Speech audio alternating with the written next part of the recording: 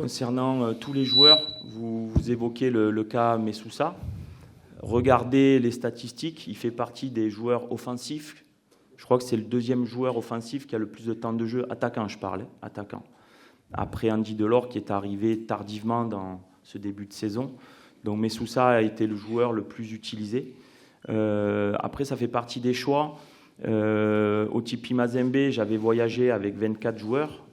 Donc il fallait faire des choix sur la feuille de match. Il ne faut pas oublier que Amine Messoussa est un joueur très talentueux, qui est l'avenir, mais il y a toujours des choix à faire sur des matchs, sur des stratégies. Que ce soit au TP Mazembe, c'était un choix sportif parce que il ne faut pas oublier les circonstances. On jouait à 1500 mètres d'altitude avec un taux d'humidité de plus de 85%, face à une équipe qui, depuis une dizaine d'années, est dans le top 10 des équipes africaines. Et donc, cruellement, il manque d'expérience à ce niveau-là africain, je parle. Et donc, c'est un choix, mais il était très important. Comme pour ce match, il y avait Ben Hawa aussi qui n'était pas sur la feuille de match, qui est quand même champion. Il fait partie du groupe champion de la saison dernière, Ben Hawa. Donc, c'est des choix. Lorsque j'ai un effectif riche comme ça, en qualité, c'est des choix sportifs, mais parfois, faire partie de l'aventure donne beaucoup d'expérience. Le match d'après à Sétif, c'était quelques jours après, donc j'ai gardé quasiment le même groupe. J'ai fait rentrer Ben Hawa qui avait beaucoup de fraîcheur. Donc il n'y a aucun problème avec Amine. Forcément, en tant que joueur, c'est un jeune joueur, il a été déçu parce que c'était la première fois, on va dire les deux premières fois sur la semaine dernière au TP Mazembe et à Sétif qui n'étaient pas dans le groupe. Donc forcément, il était déçu. J'ai eu une très bonne discussion avec lui. Il est là pour apprendre.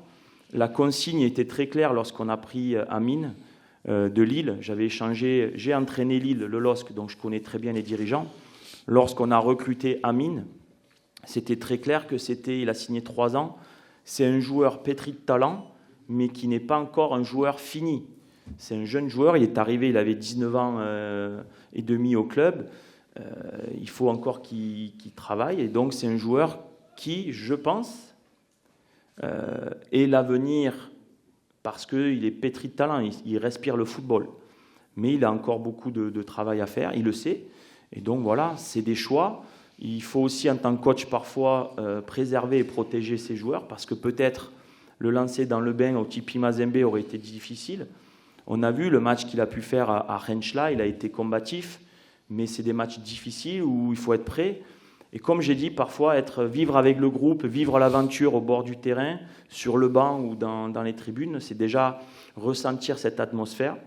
Et je suis sûr que ça va le faire progresser pour l'avenir.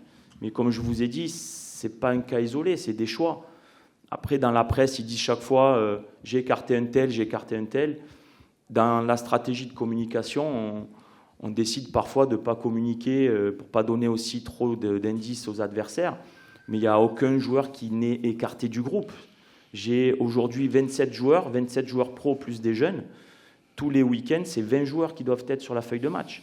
Donc ce n'est pas écarté, c'est des choix. Mais le jour même, ils ont une séance d'entraînement avec le préparateur physique.